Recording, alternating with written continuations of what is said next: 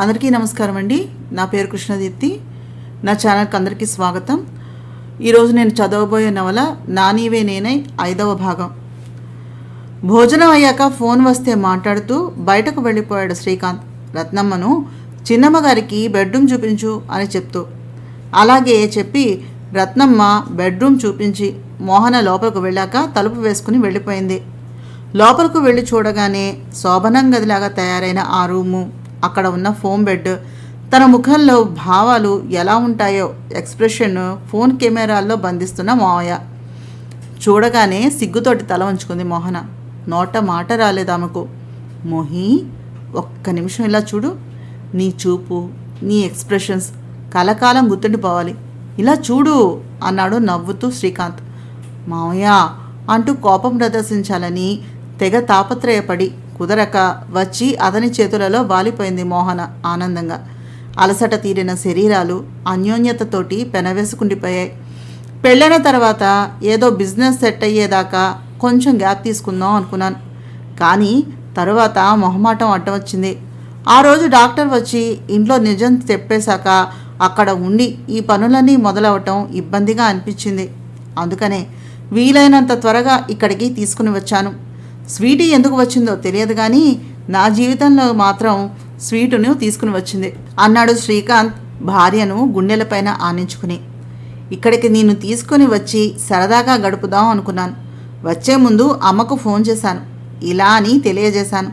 అందుకే ఇక్కడికి వచ్చాక నేను నిన్ను డైరెక్ట్గా గదిలోనికి తీసుకుని రాలేదు. నువ్వు నేను ఇలా మాట్లాడుకోగలిగినటువంటి పరిస్థితి, చనువు మన కార్యం అయితే కానీ జరగదు అనిపించింది. అందుకే ఇదంతా అంటూ మళ్ళీ మోహనను ఇష్టంగా పెనవేసుకున్నాడు శ్రీకాంత్. తెల్లవారింది. రాత్రి గడిచింది.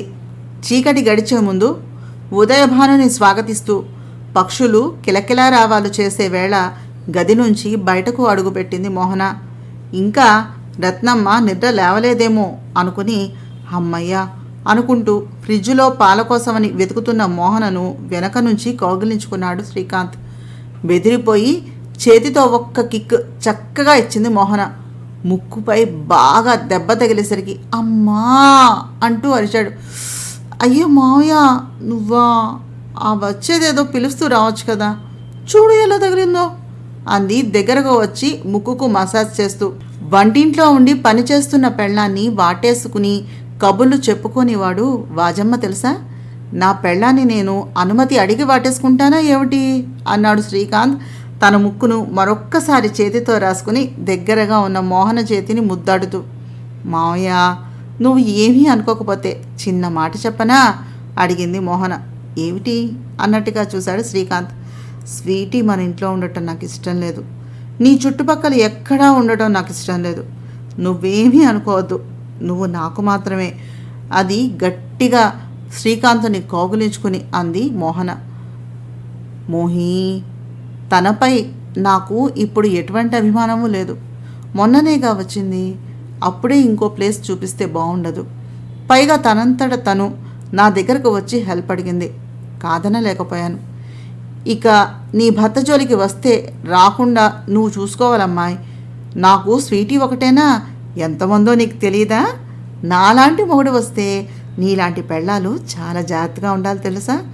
మొగుడిని ఇలా చీరలో బంధించేసుకోవాలి అంటూ మోహన చీరను లాగి తనను మోహనను కలిపి చుట్టేశాడు శ్రీకాంత్. పాలు పొంగిపోతున్నాయి మోయ, లే అంటూ తిరిగి నవ్వుతూ కాఫీ కలిపి అందించింది మోహన. ఒకసారి గొంతు సవరించుకుని ఆ గదిలోకి వచ్చింది రత్నమ్మ మెల్లగా. రత్నమ్మను చూసి సర్దుకొని నిల్చున్నారు మోహన శ్రీకాంత్. మీరు వెళ్ళండి అమ్మా, నేను టిఫిన్ చేసి తీసుకుని వస్తాను అంది తలెత్తకుండానే రత్నమ్మ. ఆ రోజు సాయంత్రం దాకా అక్కడే ఉండి రాత్రికి ఇంటికి చేరుకున్నారు మోహన శ్రీకాంత్. వారు ఇంటికి వెళ్ళేసరికి హాల్లో సోఫాలో ముడుచుకుని ఉన్న స్వీటీ కనిపించింది. వీళ్లను చూడగానే మూతి తిప్పుకుని కోపాన్ని ప్రదర్శించింది. మళ్ళీ తానే అలా లాభం ఉండదు అనుకుని, ఏంటి శ్రీ, నన్ను మీ ఇంటికి తీసుకుని వచ్చి నువ్వు పత్తా లేకుండా పోయావు? ఇంట్లో ఒక్కదానే ఉంటానని తెలిస్తే మా ఇంట్లోనే ఉండేదాన్ని కదా అంది గారంగా శ్రీకాంత్ దగ్గరకు వచ్చి నిల్చుని. ఆమె పలికిన ఆ తీరుకి డంగ్ అయిపోయాడు శ్రీకాంత్. ఉరిమి చూసింది మోహన. కానీ అప్పటికప్పుడే ఏమనలేక ఊరుకుంది. ఒక్కదానివే ఉండడం ఏమిటి స్వీటీ, ఇంటి నిండా ఇంతమంది వర్కర్స్ ఉంటే అన్నాడు స్వీటీకి కొంచెం దూరంగా జరుగుతూ శ్రీకాంత్. అప్పటికే అతను మోహన వైపు చూసి కంగారు పడుతూ ఇక్కడి నుంచి ఎలాగైనా జారుకోవాలి అనే ప్రయత్నాల్లో ఉన్నాడు. మోహన చూపుకే కనుక శక్తి ఉంటే ఈ పాటికి మసిబొగ్గు అయిపోయి ఉండేవాడేమో. అయినా మీ అపార్ట్మెంట్ వచ్చినట్లయితే మీరే వండుకోవాలి, పైగా వర్కర్స్ కూడా లేరు కరోనా వల్ల. ఇక్కడ ఉండటం వల్ల మీకు ఆ ప్రాబ్లం కూడా లేదు కదా, పైగా సేఫ్గానే ఉన్నారు కదా స్వీటీ గారు అని స్వీటీతో మాట్లాడుతున్న శ్రీకాంత్ వైపు పైనుంచి కిందకు చూస్తూ వార్నింగ్ ఇచ్చినట్టుగా మాట్లాడింది. అన్నట్టు మావయ్య, ఆవిడ సంగతి నేను చూసుకుంటాను, కానీ తాతయ్య నిన్న ఒకసారి ఫోన్ చేయమన్నాడు, వెళ్ళి మాట్లాడు అనే మాటను పళ్ళ బిగువున గుడ్లు ఉరుముతో చూసింది మోహన. అవును, నాతో చేయమన్నారు, నేనే మర్చిపోయాను అంటూ మెట్లెక్కుతూ ఒకసారి స్వీటీ వైపు తిరిగి, స్వీటీ, ఇక్కడ నీకు టైం ప్రకారం అన్ని ఏర్పాట్లు జరుగుతాయి. ఎంత అనుకున్నా నేను మోహన కొత్తగా పెళ్ళైన వాళ్ళం కదా, ఎక్కడో ఒక చోటికి తిరుగుతూ ఉంటాం. ఇది మీ ఇల్లే అనుకో. ఏదైనా తినాలంటే రత్నమ్మని అడుగు, ఏదైనా తక్కువైనట్లయితే ఈ ఇంటి ఓనరమ్మ ఉందిగా మోహన, అడుగు. ఈ మధ్యనే నా బిజినెస్ బాగా పెరిగింది, బాగా ఉన్నప్పుడు ఇంకా బాగా కష్టపడాలి. నా బిజినెస్సే కాక మా నాన్నగారు చేసేటటువంటి బిజినెస్లు కూడా ఇక మీదట నేనే చూసుకోవాలి. సో నాకు ఖాళీ ఉండదు. ఒకవేళ ప్రాబ్లం మరీ పెద్దది అయితే మాత్రం నన్ను కలువు అంటూ పైకి వెళ్ళిపోయాడు శ్రీకాంత్. పర్లేదు అనుకుని స్వీటీ వైపు చూసి నవ్వి శ్రీకాంత్తో కూడా తమ గదిలోకి వెళ్ళిపోయింది మోహన. అది చూసి, శ్రీ, నువ్వేమైనా చెయ్యి, నిన్ను వదిలి వెళ్ళేది మాత్రం లేదు అనుకుంది కోపంగా స్వీటీ. బెడ్రూమ్లోకి వెళ్ళగానే, గుడ్ బాయ్ మా మంచి మావయ్య అంటూ శ్రీకాంత్ను వెనక నుంచి కౌగలించుకుంది మోహన. నువ్వు మాత్రం మహా బ్యాడ్ గర్ల్, ఆ చూపులేంటే అంటూ మోహనను వెనుక చేయి పట్టి ముందుకు లాక్కున్నాడు. అతని కళ్ళల్లో ఉన్నటువంటి భావానికి సిగ్గనిపించింది మోహనకు. ఆ సిగ్గును కళ్ళతోటి అభినయించకుండా కళ్ళు వంచుకుని పెదవులను మునిపంట నొక్కి నవ్వేసింది మోహన. ఏం సిగ్గుపడుతున్నావే అంటూ మోహనను కౌగిలించుకుని బుగ్గ మీద ముద్దు పెట్టి, నిజంగా నాన్నతో మాట్లాడాలి, కాసేపు నిశ్శబ్దంగా కూర్చో అంటూ ఫోన్ అందుకుని కాల్ చేశాడు శ్రీకాంత్. వెంటనే భాస్కర్ గారికి ఫోన్ చేశాడు శ్రీకాంత్. డైల్ అవ్వగానే ఆయన కూడా ఎత్తారు. నాన్నా, ఏంటి ఫోన్ చేశారు అడిగాడు శ్రీకాంత్. అదేం లేదురా, ఏవో కొత్త విషయాలు వింటున్నాను. మనవరాలు నువ్వు కలిసి రాత్రి టూలు, జూయట్లు, వంటగదిలో రొమాన్స్లు, ఇంకా ఏవేవో అంటూ అడిగారు ఆయన నవ్వుతూ. శ్రీకాంత్ మొహం సిగ్గుతో కందిపోయింది. మోహన ఈ మాట వినాలి, ఎంత సిగ్గుపడుతుందో అనుకున్నాడు శ్రీకాంత్. నాన్నా, ఈ వయసులో అమ్మను తీసుకుని మీరు తోటకు వెళితే లేదు కానీ నేను నా పెళ్ళాన్ని తీసుకుని బయటకు వెళ్తే వచ్చిందా? అయినా ఈ వయసులో మీరు ఇలాంటివి మాట్లాడితే ఏమీ బాగుండదు అన్నాడు శ్రీకాంత్. జూయట్లు పాడటంతో ఆగిపోతే బాగుంటుందబ్బాయ్, అప్పుడే పిల్లల జోలికి వెళ్ళొద్దు. మనవరాలి చదువు అయిపోని ఆ తర్వాత మిగిలిన విషయాల గురించి ఆలోచించుకోవచ్చు. అదే చేద్దామని ఫోన్ చేశాను అన్నాడు ఆయన శ్రీకాంత్ని టీజ్ చేస్తూ. మీరు ఊరుకోండి మరీను, పిల్లల్ని కొద్ది రోజులైనా సరదాగా ఉండనివ్వరా ఏమిటి అని అంటూ ఫోన్ అందుకుని, ఎరా ఎలా ఉన్నావు, అమ్మాయి బాగుందా? అది నీకోసమే పుట్టిన పిల్లరా, దాని మనసుని కష్టపెట్టకు. నా మనవరాలు అని చెప్పటం లేదు. సాధారణంగా ఆడపిల్లలు తాళి కట్టిన మొగుడు చెయ్యి పట్టుకుని ఇంటి వాళ్ళందరినీ వదిలిపెట్టి భర్త వెంట వెళ్తారు. కానీ అది చిన్నప్పటి నుంచి దానికి ఏది కావాలన్నా ముందు అమ్మ అనటం కన్నా మామయ్య అనటాన్నే ఇష్టపడింది. చిన్నప్పుడే తల్లి నుంచి దూరం చేసి మన దగ్గర ఉంచుకోవాల్సి వచ్చింది. తప్పు చేస్తే మామయ్యగా క్షమించు, ఆనందంగా ఉంటే భర్తగా పంచుకో. నీ తల్లిగా మీ సుఖం తప్ప మరేమీ కోరుకోవటం లేదురా. అవును, స్వీటీ వచ్చిందని విన్నాను. భార్యాభర్తల మధ్యలో అనుమానం అనేది రాకూడదురా. వచ్చిందంటే గిన్నెడు పాలల్లో ఒక్క చుక్క విషం కలిసినట్టే. గతం నాస్తి, ప్రస్తుతమే జీవితం. నువ్వు జాగ్రత్త, దాన్ని జాగ్రత్తగా చూసుకో. వీలైనంత త్వరగా స్వీటీని బయటకు పంపించేసే. కావాలంటే దాని ప్రాపర్టీ నేనే తీసుకుంటాను. దానిని మన ఆఫీస్ అలాట్ చేసే ఏ అపార్ట్మెంట్కో మూవ్ అయ్యేలాగా చూడు. నీ ఎదురుగా అది తిరుగుతూ ఉంటే నా మనవరాలకి ఇబ్బంది లేదేమో. ఆ మాట వింటేనే నాకైతే మాత్రం అది చాలా కష్టంగా ఉంది. అర్థమవుతోందా? ఇదే పని మీ నాన్నగారు చేసి ఉంటే అసలు క్షమించేదాన్నే కాదు. అది ఎలా ఊరుకుందో అర్థం కావటం లేదు. ఇకపై ఇలా జరిగిందా ఊరుకోను. ఇదే ఆఖరిసారి. ఏది నా మనవరాల్ని పిలువు అంది ఆవిడ. అమ్మా, నేనేమన్నా బండరాయని అనుకున్నావా? అది నా దగ్గరకు వచ్చాక కళ్ళ వెంట నీరు పెట్టిందేమీ లేదు. దాన్ని నేను జాగ్రత్తగానే చూసుకుంటాను కూడా. నువ్వేమీ బెంగ పెట్టుకోకు. ఇదిగో దానికిస్తున్నాను, తీసుకో అంటూ మోహనకు ఫోన్ ఇచ్చి స్నానానికి వెళ్ళాడు శ్రీకాంత్. అమ్మమ్మ అంది మోహన ఆనందంగా. ఏవే, స్వీటీ గురించి అడుగుతున్నానని ఫోన్ కూడా చేయటం మానేశావా? నువ్వు ఫోన్ చేయకపోతే నాకు విషయాలు తెలియవు అనుకున్నావా? చూస్తున్నా, నీ గురించి, నీ మూడు గురించి అన్నీ తెలుసుకుంటూనే ఉన్నా. ఆ ముసలి ఎక్కడో ఉందనుకుంటున్నావా? నేను ఎక్కడ ఉన్నా నా కళ్ళన్నీ అక్కడే ఉంటాయి. ఆ స్వీటీ సంగతి ఏమిటో చూడు. వీలైనంత త్వరగా తనని మన ఇంటి నుంచి పంపించేసేయ్ అందావిడ. అలాగే అమ్మమ్మ, మావయ్య ఆలోచిస్తున్నాడుగా, నువ్వేమీ బెంగ పెట్టుకోకు, నేను చూసుకుంటాను కదా అంది మోహన. ఏం చూస్తావో ఏం చేస్తావో ఏమో. సరే, మావయ్య నిన్ను బాగానే చూసుకుంటున్నాడా అడిగింది ఆవిడ. అమ్మమ్మ, ఇది టూ మచ్. అవన్నీ వదిలేసి నువ్వు తాతయ్య సంగతిని చూసుకోపో అంటూ ఫోన్ పెట్టేసింది మోహన. మోహనా, మోహి, ఇలా వచ్చి వీపు రుద్దు అన్నాడు శ్రీకాంత్. నేనా అడిగింది మోహన. హా, నువ్వు కాకపోతే ఇంకెవరు వచ్చి రుద్దుతారు అన్నాడు శ్రీకాంత్ నవ్వుకుంటూ. ఏంటి మావయ్య కొత్తగా? నిన్నటిదాకా స్నానం ఎలా చేసావు అంది మోహన బాత్రూమ్ దగ్గరకు వచ్చి తలుపు దగ్గర నిలబడి. నా పెళ్ళాం కొత్తగా వచ్చింది కాబట్టి కొత్తగా. అది వచ్చాక నేనెందుకు రుద్దుకోవాలి? ఇప్పుడు నువ్వు లోపలికి వస్తావా, నేను బయటకు వచ్చేనా అడిగాడు శ్రీకాంత్ కొంటెగా. వద్దు, నేనే వస్తాను అంటూ మోహన లోపలికి వెళ్ళింది. అలా ఎంతసేపు స్నానం చేశారో వారికే తెలియదు. 2 గంటల తర్వాత ఆకలి వేస్తోంది మోయ అంటూ కదిలింది మోహన. 11:30 అయింది. ఇప్పుడు తింటావా అడిగాడతను. హా, కారం కారంగా ఆవకాయ కలుపుకుని తినాలి అంటూ కింద కిచెన్లోకి నడిచింది మోహన. కింద అంతా సీలింగ్ లైట్ల వెలుతురులో చిరు చీకటిగా ఉంది. వెళ్ళి ప్లేట్ పట్టుకుని వచ్చే లోపల శ్రీకాంత్ కూరలు వేడి చేసి డైనింగ్ టేబుల్ మీద పెట్టాడు.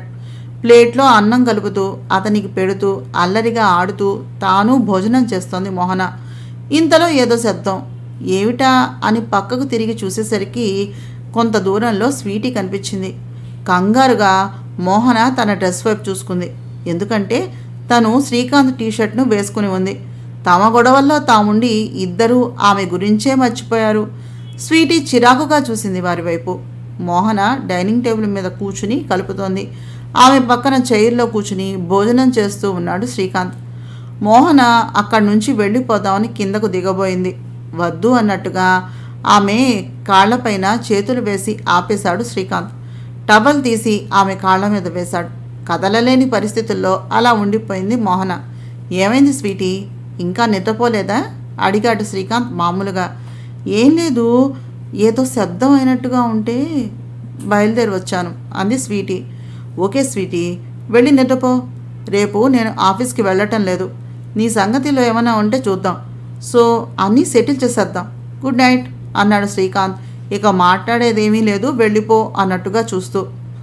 ఏం మాట్లాడాలో తెలియక గుడ్ నైట్ శ్రీకాంత్ అని చెప్పి వెళ్ళిపోయింది స్వీటీ. స్వీటీ అక్కడి నుంచి దూరంగా వెళ్లే వరకు ఆగి మోహన కాళ్లకు అటూ ఇటూ తన చేతులను వేసి నోరు తెరిచి అన్నం పెట్టు అన్నాడు శ్రీకాంత్. శ్రీకాంత్కి అన్నం పెడుతున్న మోహన తల వంచుకొని ఆలోచిస్తూ ఉండిపోయింది. శ్రీకాంత్ మోహనను పట్టుకుని కుదుపుతూ, ఏంటి మోహన, ఆ పిట్టబుర్రతోటి అంతలా ఆలోచించకు. నా టీషర్ట్ కాకుండా వేరే బట్టలు కూడా వేసుకుందాం అనుకుంటున్నావా? దీనిలోనే మునిగిపోయావు. ప్యాంటో షార్టో ట్రై చేస్తే వేసుకుంటే జారిపోయే అవకాశం కూడా ఉంది అన్నాడు కొంచెం కొంటెగా చూస్తూ. అనవసరంగా ఆలోచించకు అన్నాడు శ్రీకాంత్ నవ్వుతూ. కోపంగా బుంగమూతి పెట్టింది మోహన. చాలా మాట్లాడుతున్నావు. అలా మూతి పెట్టకు, మరి కొరకాలనిపిస్తుంది. అంటూ మోహన మూతిని పట్టుకుని లాగి నోట్లో వేసుకుని తింటున్నట్టుగా అభినయం చేశాడు శ్రీకాంత్. అది చూసి పక్కున నవ్వేసింది మోహన. పో మోయ అంటూ. అమ్మయ్య నవ్వేశావా అంటూ ఒక ముద్ద తీసుకుని మోహన నోటికి అందించి బుగ్గ మీద ముద్దు పెట్టాడు. ఈ పద్ధతి ఏదో బాగున్నట్టుగా ఉందే అంటూ ఆశ్చర్యాన్ని అభినయించాడు. మావయ్య నువ్వు చాలా అల్లరిపడిపోయావు అంటూ మళ్ళీ నవ్వేసింది మోహన. నేను ఎప్పుడూ అల్లరివాడినే, కాకపోతే చత్వారం కమ్మి ఇంట్లో ఉన్న వజ్రాన్ని వదిలి బయట ఉన్న రంగురాళ్ల వెంట పడిపోయానంతే. మా అమ్మ నాన్నకి నా బుద్ధి తెలుసు కనుక ఈ వజ్రాన్ని తీసుకుని వచ్చి నాకు కట్టబెట్టారు అన్నాడు శ్రీకాంత్ మెల్లగా. ఇక్కడ చాలామందికి కడుపులో మంట కలిగేలా ఉంది, పద భోజనం అయ్యింది కదా అంటూ మోహనను ఎత్తుకుని పైకి తీసుకుని వెళ్ళిపోయాడు. మన్నాడు స్వీటీ ప్రాపర్టీలను తానే మోహన పేరు మీద కొనేశాడు శ్రీకాంత్. అలా అతను తీసుకోవడం నచ్చింది స్వీటీకి. కానీ అది మోహన పేరు మీద పెట్టడం భరించలేకపోయిందామె. అయినా ఏమీ చేయలేని పరిస్థితి స్వీటీది. కొద్ది రోజుల తర్వాత కాలేజీకి రేపు వెళ్ళాలి అనగా ఈరోజు మోహన ప్యాంటు టీషర్టు వేసుకుని తయారైంది. ఈ మధ్యకాలంలో ఆమె అలాంటి డ్రెస్సు వేసుకోలేదు. మళ్ళీ పాత మోహనలాగా, ఇంకా చెప్పాలి అంటే పెళ్ళి కాకముందు ఉన్న మోహనలాగా చిన్నపిల్లలాగా కనిపిస్తోంది ఇప్పుడు. ఆఫీస్కి వెళ్ళటం కోసం తయారయ్యి కిందకు వచ్చిన శ్రీకాంత్ మోహనను చూసి, మోహి ఏంటి ఇది అన్నాడు ఆశ్చర్యంగా. రేపటి నుంచి కాలేజీకి వెళ్తున్నాను మావయ్య, కొంచెం లావయ్యానేమో అనిపించింది నాకు. డ్రెస్సులు వేసుకుని చూసుకుంటున్నాను. సరిపోయాయి అనుకో అంది ఏదో చెప్దాము అని. రేపటి నుంచి ఇలాంటి డ్రెస్సులోనే వెళ్తావా అడిగాడు భయంగా గాబరాగా చూస్తూ. అవును, నిన్నటిదాకా అవే కట్టుకున్నాగా, పైగా ఈ డ్రెస్సు నువ్వు కొని ఇచ్చినదే కదా అంది మోహన. అప్పుడు ఏదో తెలియక బుద్ధి లేక కొన్నానులే, ఇంట్లో ఉండక కట్టుకో, కాలేజీకి వద్దు అన్నాడు శ్రీకాంత్ ఆశ్చర్యంగా చూస్తూ. అదేంటి మావయ్య ఇప్పుడు ఏమైంది కొత్తగా అడిగింది అసహనంగా. ఇంకా ఏమైంది అని అడుగుతావా? అలా అంత టైట్ టీషర్టు ఆ డ్రెస్సులో ఎవరైనా చూస్తే ఇంకేమైనా ఉందా అడిగాడు శ్రీకాంత్. పైన స్కార్ఫ్ వేసుకుంటాను మావయ్య అంది మామూలుగా. అలా ఏమీ వద్దు, నువ్వు నువ్వు అన్నాడు శ్రీకాంత్ నాంచేస్తూ. దెబ్బకి కోపం వచ్చేసింది మోహన్కి. నీ ఆఫీసులో ఉన్నవాళ్ళు, మన ఇంట్లోకి కొత్తగా వచ్చిన అమ్మాయిలు, మేము ఆడవాళ్ళం, కావాలంటే ఇదిగో రుజువు అన్నట్టు డ్రెస్సు వేసుకుని ఉంటే నీకు ఏ ఇబ్బంది లేదు. నేను జీన్సు టీషర్టు వేసుకుని ఉంటే మాత్రం నీకు కష్టం వచ్చేసింది, అంతేనా అంది మోహన కోపంగా. అంటే అది అది కాదు మోహన, మరి మరి అంటూ ఏదో అనబోయాడు శ్రీకాంత్. ఇంతలో గుడ్ మార్నింగ్ శ్రీకాంత్ అంటూ అక్కడికి వచ్చింది స్వీటీ. అప్పుడు గమనించాడు శ్రీకాంత్ ఇప్పటిదాకా మోహన మాట్లాడింది ఎవరి గురించి అనే విషయం. నవ్వుతూ మోహన వైపు చూశాడు శ్రీకాంత్. కోపంతో అక్కడి నుంచి చేతిలో ఉన్న వస్తువులు కింద భళ్ళుమని శబ్దం అయ్యేలాగా విసిరి తమ గదిలోకి వెళ్ళిపోయింది మోహన. మోహనను అనుసరించి మోహనతో పాటు శ్రీకాంత్ కూడా పరిగెత్తుకుంటూ పైకి వెళ్ళిపోయాడు. గదిలోకి వచ్చి మోహన చెయ్యి పట్టుకుని, సారీ రబ్బుజీ, తప్పైపోయింది. ఏదో కొత్తగా పెళ్ళైన వాడిని నా పెళ్ళాం వెనుక ఎవరు పెడతారో అనుకుంటూ భయం అనిపించింది, అందుకని అలాగా అంటూ ఆగిపోయాడు శ్రీకాంత్. పక్కపక్క నవ్వేసింది మోహన. అయ్యో బంగారం అంటూ శ్రీకాంత్ దగ్గరకు వచ్చి గట్టిగా ఘాటుగా ఒక ముద్దు పెట్టి, దీనిని పర్సనల్నెస్ అంటారు అంటూ శ్రీకాంత్ మెడ చుట్టూ చేతులు వేసి, మరి స్వీటీని తెచ్చి నా నెత్తి మీద ఎలా పెట్టావు? ఆ అమ్మాయి తన చూపులతోటి నేను మింగేసేలా చూస్తూ ఉంటే నాకెంత బాధగా ఉంటుందో మీకు తెలుసా? నీకు పెళ్ళి జరిగిన రోజే నాకు పెళ్ళి జరిగింది, పైగా నీకన్నా వయసులో చాలా చిన్నదాన్ని కూడా కదా, మరెందుకు చేసావు? ఆడదాన్ని అనా, చిన్నదాన్ని అనా, మేనకోడల్ని అనా, నేనంటే నీకు అంత అలుసా అడిగింది మోహన. సారీ మేడం అన్నాడు శ్రీకాంత్ క్షమించమన్నట్టుగా చూస్తూ. నాకు నీ బాడీ సారీ ఏమీ వద్దు, అర్జెంటుగా స్వీటీని పంపించేసేయ్ అంది మోహన. సరే అంటూ కదిలాడు కిందకు శ్రీకాంత్. స్వీటీ దగ్గరకు వెళ్ళి, స్వీటీ నీ లగేజ్ని సర్దుకో, నిన్ను ఒక చోటికి తీసుకుని వెళ్తాను అన్నాడు శ్రీకాంత్ సీరియస్గా చూస్తూ. ఎక్కడికి శ్రీకాంత్ అడిగింది స్వీటీ. చెప్తా కదా, నువ్వు ఇలాగే రా, నీ లగేజ్ నేను తర్వాత పంపిస్తా అంటూ శ్రీకాంత్ స్వీటీ అపార్ట్మెంట్ వైపు డ్రైవ్ చేయడం మొదలుపెట్టాడు. అపార్ట్మెంట్ ముందుకు వచ్చేసరికి ఇక్కడికి ఎందుకు శ్రీకాంత్ అడిగింది స్వీటీ. చెప్తాను పదా అంటూ స్వీటీ అపార్ట్మెంట్ వైపు దారి తీశాడు శ్రీకాంత్. డోర్ తెరిచి చూసేసరికి అపార్ట్మెంట్లో 2 అమ్మాయిలు కనిపించారు. స్వీటీ, వీళ్ళు నా ఆఫీస్లో వర్క్ చేస్తూ ఉన్న ఎంప్లాయీస్. నీకు తోడుగా ఉంటారు. ఎలాగో ఇది మీ పాత అపార్ట్మెంట్ కాబట్టి నీకు భయంగా కూడా ఉండదు, వీలుగా ఉంటుంది. నేను మోహన కొద్ది రోజులు మా ఇంటికి వెళ్ళి వద్దాం అనుకుంటున్నాం. నువ్వు ఒక్కదానివే ఉండి ఇబ్బంది పడతావు. అందుకని నేను నిన్ను ఇక్కడికి తీసుకుని వచ్చాను. ఇంకో గంటలో నీ లగేజ్ కార్ డ్రైవర్ తీసుకొచ్చి అందిస్తాడు. మరి ఉంటాను అంటూ బయటకు నడిచి ఏదైనా అవసరం ఉంటే మోహనకు ఫోన్ చేయి, తప్పకుండా సహాయం అందుతుంది అని చెప్పి లిఫ్ట్ బటన్ ప్రెస్ చేశాడు శ్రీకాంత్.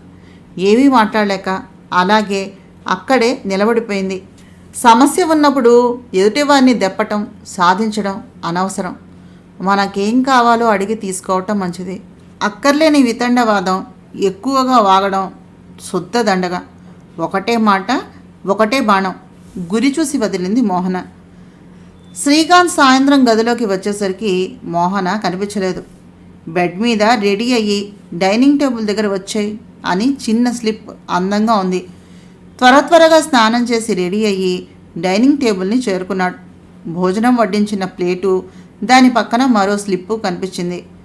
సరే అని త్వరగా భోజనం చేసేసరికి పక్కన ప్లేట్ మీద మరో నోట్ కనిపించింది. పైకి బెడ్రూమ్లోకి వచ్చేసేయ్ అని మారు మాట్లాడకుండా పైకి వెళ్ళిపోయాడు. అక్కడ మోహన మంచం మీద స్టైల్గా కూర్చుని కనిపించింది. జానకమ్మ గారు కావాలని పంపించిన నైట్ గౌన్ వేసుకుని ఉంది. పెళ్ళైన కొత్తలో అది వేసుకోవడానికి తెగ సిగ్గుపడిన తను ఇప్పుడు కావాలని శ్రీకాంత్ని రెచ్చగొట్టడానికి కాదు, స్వీటీని పంపించినందుకు శ్రీకాంత్కి ఇచ్చినటువంటి బహుమతిలాగా ఆ గౌన్ వేసుకుంది. డంగ్ అయిపోయాడు శ్రీకాంత్. వావ్ అంటూ మోహన చెంతకు వాలిపోయాడు. షు, లైట్ మావయ్య అంటూ సమ్మోహనంగా నవ్వింది మోహన. ఇక అతను రెచ్చిపోయి విపరీతంగా అల్లరి చేయటం మొదలుపెట్టాడు. ఆ అల్లరిలో ఆనందంగా గడిచిపోయింది ఆ వెన్నెల రాత్రి. తెల్లగా తెల్లవారింది. గుచ్చే సూర్యుని కిరణాల స్పర్శతో నిద్ర లేచింది మోహన. నడుముపై శ్రీకాంత్ చెయ్యి బరువుగా ఉండడంతో మెల్లగా అతనికి ఏమాత్రమూ నిద్రాభంగం కాకుండా లేద్దామని ప్రయత్నం చేసింది. వీలు కావట్లేదు అనుకుంది. కానీ దొంగ నిద్రలో ఉన్న శ్రీకాంత్ వీలు పడినివ్వటం లేదని కాసేపటికి కానీ అర్థం చేసుకోలేకపోయింది. అర్థమయ్యాక, మావయ్య దొంగ నిద్ర, నాకేం తెలుసు నువ్వు దొంగ ఏమని అంది నవ్వుతూ మోహన. శుభోదయం అంటూ మోహనను గట్టిగా కౌగిలించుకొని ఆమె నోటి మీద ముద్దు పెడుతూ చెప్పాడు శ్రీకాంత్. శుభోదయం అంటూ నవ్వింది మోహన. ఏ భార్య అయినా భర్తకి శుభోదయం ఇలా చెప్తుందా అడిగాడు శ్రీకాంత్. మరి ఇంకెలా చెప్తుంది మావయ్య అంటూ గారంగా అడిగింది మోహన. ఇలా మాట్లాడితే మావయ్య మావయ్య అంటూ కాదు, శ్రీ అని పిలవాలి. ఉదయం లేవగానే పక్కన కూర్చుని కాదు, ఒళ్ళో కూర్చుని గారాలు పోవాలి. వయ్యారంగా నడుస్తూ హొయ్యలు వలకబోయాలి. కళ్ళతోటి రమ్మంటూ పెదవులతో పొమ్మనాలి. నేను ఎప్పుడు వస్తానా అని ఎదురు చూస్తూ కూర్చోవటం కాదు, నేను ఎలా పెందరాలే ఇల్లు చేరాలా అని నేనే దారులు వెతుక్కునేలాగా చేయాలి అన్నాడు శ్రీకాంత్. అలా ఎలా శ్రీ అంది మోహన సిగ్గుపడుతూ కళ్ళు ఉంచుకొని పెదవుల చివరన నవ్వుని దాచుకుంటూ.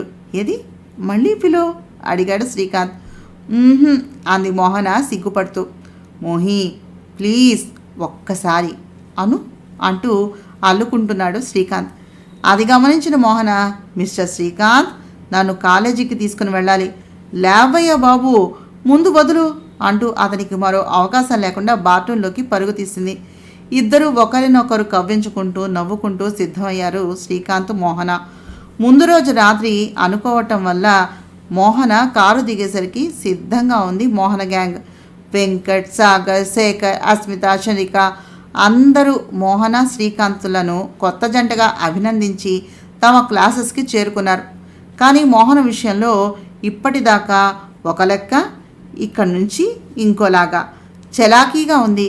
మామూలుగానే బాగా ఉన్నవారి పిల్ల ఇప్పుడు అంతకు మించి కరువు తీరినట్టుగా కాలేజీ అంతా రకరకాల సీతాకొక చిలుకల్లాగా ఉన్నారు స్టూడెంట్స్ అంతా.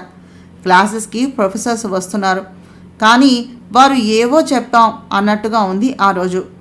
సీనియర్ స్టూడెంట్స్, ఉద్యోగం వచ్చేసిన స్టూడెంట్స్ తామే కాలేజీ హీరోల్లాగా ఫీల్ అవుతూ జూనియర్స్ పాలిట విలన్లలాగా తయారయ్యారు. ఎంతలో ఎంత మార్పు అనేలా ఉంది వారి ప్రవర్తన. అస్మితతోటి కలిసి నడవటం మొదలుపెట్టింది మోహన, వారి వెంటే మిగిలినవారు. ఇంతలో ఒక సీనియర్ వచ్చాడు అస్మిత దగ్గరకు. ఏంటి రాగానే నా దగ్గరికి రాకుండా ఇక్కడ తిరుగుతున్నావేంటి అని అడుగుతూ. అస్మిత కంగారు పడుతూ భయంతో మోహన చెయ్యిని గట్టిగా పట్టుకుంది ధైర్యం కోసమని. అంత ధైర్యంగా తను వచ్చి పలకరించేసరికి మోహన కూడా కంగారు పడింది. మదన్ సార్ ప్లీజ్, అది కంగారు పడుతోంది, వదిలేయండి అంది తన పక్కన ఉండాల్సినటువంటి ఫ్రెండ్స్ కనబడకపోయేసరికి వారిని వెతుకుతూ వెనక్కి తిరిగి చూస్తూ. అబ్బో, నీకు చాలా ధైర్యం వచ్చినట్టుంది. దాన్ని ఒక్కదాన్ని అడిగి నేను అడగలేదని బాధపడుతున్నావా? ఏమీ లేదు, ఈ మధ్య నీకైతే పెళ్ళి కూడా అయిపోయింది కదా, కాబట్టి తప్పు కూడా లేదు. మనం పెద్దవాళ్ళం, అది చిన్నపిల్లలే అన్నాడు మోహన భుజం మీద చెయ్యి వేసి దగ్గరగా తీసుకోవాలని ప్రయత్నం చేస్తూ. మోహనకి ఏం చేయాలో తెలియలేదు, తర్వాత ఒళ్ళు తెలియలేదు. ఏం చేస్తోందో తెలియకుండా తన బ్రెయిన్కి కొంచెం పని చెప్పింది. ఏ శక్తి పురిగలిపిందో తెలీదు. అతని చెయ్యి వెనక్కి తిప్పి అతని కాలి పిక్క పైన ఒక్కటి తన్నింది. ఆ రోజు తను వేసుకున్న పాయింట్ హీల్స్ని చాలా పకడ్బందీగా వాడింది. తన చేతిలో ఉన్న పెన్నుతోటి అతని చేతిని పొడి చేసింది. తాను ఇలా చేయగలను అని ఆమె ఎప్పుడూ అనుకోలేదు. ఒక ఆడపిల్ల చేతిలో తను చిత్తుగా దెబ్బతింటున్నాడు అని అతను అనుకోలేదు. అతను అరిచిన అరుపుకి అతని అనుచర వర్గం అంతా అతని పక్షాన ఒక గ్రూప్గా ఆమె మీదకు ఎగబడిపోయారు. అలాగే క్యాంపస్లో ఉన్న ఒక ఆడపిల్ల అలాగా గొడవలోకి దిగేటప్పటికీ అక్కడే ఉన్న మిగిలిన ఆడపిల్లలు ఆమె ఫ్రెండ్స్తో పాటుగా మరికొంతమంది ఆమె పక్షాన చేరిపోయారు. ఇద్దరు వ్యక్తుల మధ్యన ఉన్నటువంటి చిన్న తగాద అప్పటికప్పుడే ఆ కాలేజీకి మూల కేంద్రంగా రెండు సమూహాల మధ్యన యుద్ధంలాగా చెలరేగిపోయింది. అప్పటికప్పుడు కాలేజీలో ఉన్న ప్రొఫెసర్లు, అధ్యాపక, అనధ్యాపక బృందం, అంటే teaching staff, non teaching staff అందరూ వాళ్ళ మధ్యన సంయమనం పాటించేలాగా చేసి అప్పటికి ఆ యుద్ధాన్ని తాత్కాలికంగా ఆపారు. మరో అరగంట తర్వాత అక్కడ ఉన్నాడు శ్రీకాంత్. కానీ జరిగిన సీన్ అంతా మార్చి తప్పంతా మోహన్దే అన్నట్టుగా అప్పటికే కథనం తయారు చేయబడింది. అది విని చాలా కంగారుగా, కోపంతో మరింత ఆవేశంగా ఊగిపోయింది మోహన. ప్రపంచంలో నగ్న సత్యాలు అనేవి కొన్ని ఉంటాయి. వాటిల్లో ఒకటి, అన్నీ ఉన్న ఆకు అణిగిమణిగి ఉంటుంది, ఏమీ లేని ఆకు ఎగిరెగిరి పడుతుంది. అలాగే నువ్వు టాలెంటెడ్ అయితే నీ గురించి నువ్వు నోరు తెరిచి ఏమీ చెప్పనక్కర్లేదు. నీ ప్రవర్తన, నీ మాట తీరే పక్క వాళ్ళకి తెలియజెప్తుంది. కాలేజ్ మేనేజ్మెంట్ అంతా అప్పటికే మదన్ని సపోర్ట్ చేస్తూ మాట్లాడుతూ ఉంటే ఆశ్చర్యంగా చూస్తూ ఉండిపోయింది మోహన. కారణం మదన్ కాలేజ్ మేనేజ్మెంట్కి సంబంధించిన ఒక వారసుడు కావటమే. అందుకే ధైర్యంగా ఇలాంటి వాటిలోకి దిగాడతను. అతను దిగటమే కాక అతని అండ చూసుకుని పేట్రేగిపోయేటటువంటి కొంతమందిని జత చేసుకుని మెల్లగా ఆ క్యాంపస్లో అతని ప్రభావం చూపటం మొదలుపెట్టాడు. పెద్దలు చెప్పినట్టుగా ఒక మంచివాడి మౌనం చాలా పెద్ద విపత్తుకు దారితీస్తుంది. అలాగా మదన్ ఈరోజు ఇంత భారీ స్థాయిలో తప్పు చేసినా అతనికి కాలేజీ అండగా నిలవటం ఆమె జీర్ణించుకోలేకపోయింది. అది సహించి ఉదాసీనతను ప్రదర్శించలేకపోయింది. శ్రీకాంత్ తాతగారి చిన్నతనంలో ఆయన చదువు కోసమని ఆయన తల్లిదండ్రులు పట్టణానికి ప్రయాణం కావలసి వచ్చింది. ఆ కష్టాలు తెలిసిన మనిషిగా ఆయన అభివృద్ధి చెందగానే తల్లికిచ్చినటువంటి మాట ప్రకారం పేద యువతీ యువకులపై చదువులకై కాలేజీలను ఏర్పాటు చేయడం జరిగింది. వాటి కోసమని కమిటీలను ఏర్పాటు చేయడం జరిగింది. కానీ ఆయన ప్రేమించి పెళ్లి చేసుకున్నటువంటి భార్య పోవటంతో శ్రీకాంత్ తాతగారు జీవితం మీద ఇచ్ఛను కోల్పోయారు. కేవలం శ్రీకాంత్ తండ్రి భాస్కర్ గారిని పెంచడం కోసమని తిరిగి తాము ఎక్కడ తన ప్రయాణాన్ని మొదలుపెట్టాడో అదే పల్లెటూరుకు చేరుకున్నారు. అన్నింటినీ సన్యసించి నిరాడంబరంగా ఒక చిన్న ఇల్లు లాంటిది కట్టుకుని తిరిగి మళ్ళీ ఆ పల్లెటూరులో స్థిరపడిపోయారు. ఆయన పెంపకంలో పెరిగినటువంటి భాస్కర్ గారు కూడా నిరాడంబరంగా ఉండేవారు. ఆ ప్రభావమే శ్రీకాంత్ మీద కూడా పడింది. ఆ ప్రభావమే మోహన మీద కూడా పడింది. అందుకే వారి వారసత్వాల గురించి చెప్పుకుంటూ ఆ ఉనికిలో ముద్ర పడకుండా తమంతట తాము వ్యక్తిగతంగా సాధారణ వ్యక్తులుగా చలామణి అవటానికి ప్రయత్నం చేశారు ఇప్పటి వరకు. ఇక తప్పలేదు. కొంత సమయానికి మోహన అక్కడ ఉండలేక మెల్లగా బయటకు వచ్చి శ్రీకాంత్కి ఫోన్ చేయబోయింది. ముఖం డల్గా పెట్టుకుని బయటకు నడవబోతున్న మోహనను చూసి నవ్వుకున్నాడు మదన్. ఇంతలో కాలేజీ ఎంట్రన్స్లో నుండి వరుసగా కార్లు వచ్చాగాయి. ఎవరో ఒక గొప్ప వీఐపీ వచ్చినట్టుగా వరుసగా కార్లు బారు తీరటం తెలియజేస్తోంది. అందులో నుండి బయటకు వచ్చాడు హుందాగా ఒక అతను. అతడిని కాలేజీలోనికి తీసుకుని వెళ్ళటానికి కార్ డోర్ ఓపెన్ చేశాడు అక్కడి డైరెక్టర్. పక్కన ఉన్న మోహన ఫ్రెండ్ మోహనని అటువైపు చూడు అన్నట్టుగా వేలెత్తి చూపించింది. తల ఎత్తి చూస్తే ఎదురుగా ఉన్నది శ్రీకాంత్. బ్లాక్ సూట్లో మరింత స్టైల్గా ఉన్నాడు శ్రీకాంత్. మోహనని క్రాస్ చేసి వెళుతూ కన్ను కొట్టి వెళ్ళాడు. అది చూసి షాక్ అవుతూ నోరు తెరిచింది మోహన. సూపర్ అంటూ చేతి చూపుడు వేలును బొటన వేలు కలిపి చూపించారు ఆమె స్నేహితురాళ్ళు. మేనేజ్మెంట్ తోటి ఇంట్రడక్షన్ అంటూ లోపలికి వెళ్ళి మీటింగ్లో కూర్చుంటూ శ్రీకాంత్ ప్రిన్సిపల్ వైపు తిరిగి, బయట మేడం ఉన్నారు, ఒకసారి వెళ్ళి పిలుచుకుని రండి అన్నాడు శ్రీకాంత్. మేడం ఇక్కడ అంటూ బయటకు వెళ్ళి తిరిగి వచ్చాడు ప్రిన్సిపల్. సార్ అక్కడ ఎవరూ లేరండి అంటూ. అదేమిటి, నేను వచ్చేటప్పుడు ఆమె అక్కడే ఉంది, ఇంతలో ఏమైపోతుంది, వెళ్ళి తీసుకురండి. ఎంట్రన్స్ దగ్గర సోఫాలో కూర్చుని ఉంది. జీన్స్ ప్యాంటు టాపు వేసుకుని ఉంది. పేరు మోహన, తీసుకురండి అన్నాడు టీవీగా. ప్రిన్సిపాల్తో పాటు అక్కడ ఉన్న వారికి కూడా అర్థమైంది అక్కడ ఏం జరుగుతోందో. కాసేపటికి మోహన వచ్చింది. శ్రీకాంత్ లేచి మోహనను తీసుకుని వచ్చి తను కూర్చున్న సీట్లో కూర్చోబెట్టాడు. మీట్ మై డియర్ వైఫ్ మోహన శ్రీకాంత్ అంటూ పరిచయం చేశాడు శ్రీకాంత్ మోహనను. అలా పరిచయం చేస్తూనే సీరియస్గా ముఖం పెట్టి, కాలేజీ అంటే చదువును నేర్పే గుడి వంటిది.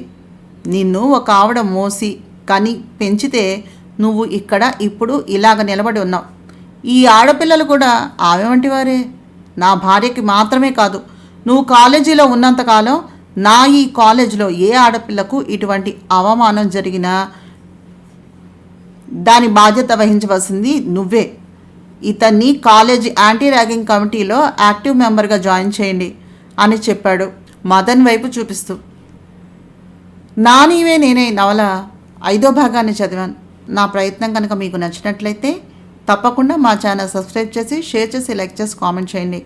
అలాగే మా కొత్త ఛానల్ని కూడా దయించి సబ్స్క్రైబ్ చేసి వ్యూస్ ఇవ్వండి. మీ లైక్స్ మాకు మంచి ఎంకరేజ్మెంట్ని కలిగిస్తాయి. విన్న వాళ్ళందరూ డెఫినెట్గా కామెంట్ చేయండి. అలాగే సబ్స్క్రైబ్ చేసుకోండి. వ్యూస్ అయితే వస్తున్నాయి కానీ సబ్స్క్రిప్షన్స్ రావటం లేదండి.